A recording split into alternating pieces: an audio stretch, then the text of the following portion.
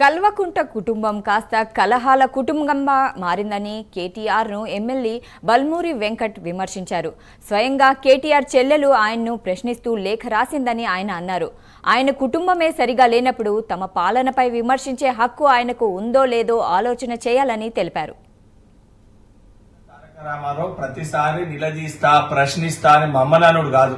ఈ రోజు చాలా స్పష్టంగా మేము మాట్లాడే మాటలు ప్రజలకు ఉన్న అనుమానాలు చాలా సూటిగా స్వయంగా మీ పార్టీలో ఉన్న శాసన మండలి సభ్యురాలు స్వయానా నీ చెల్లె ఈ రోజు లేఖలో నేను ప్రశ్నిస్తుంది. ఏదైతే మీకు బీజేపీ పార్టీకి ఉన్న సఖ్యత, మీటింగ్ లో మీ నాయన గారు బీజేపీ పార్టీ పైన విమర్శలు చేయకపోవడము, గ్రాడ్యుయేట్ ఎలక్షన్స్ లో మీరు అభ్యర్థిని పెట్టకుండా బీజేపీ పార్టీకి అది లాభం చేకూర్చే విధంగా మీ యొక్క ప్రవర్తన, దానితో పాటు తెలంగాణ ప్రజల కోసము, బడుగు బలహీన వర్గాల కోసము బీసీ కులగణన పైన, ఎస్సీ వర్గీకరణ పైన మీ మీటింగ్ లో ప్రస్తావించకపోవడము, ఏదైతే మీది కల్వకుంట్ల కుటుంబం కాదు కలహాల కుటుంబం అనే విధంగా స్వయంగా నీ చెల్లెనే ఈ రోజు అనేకమైన ప్రశ్నలు నేను అడగడం జరిగింది.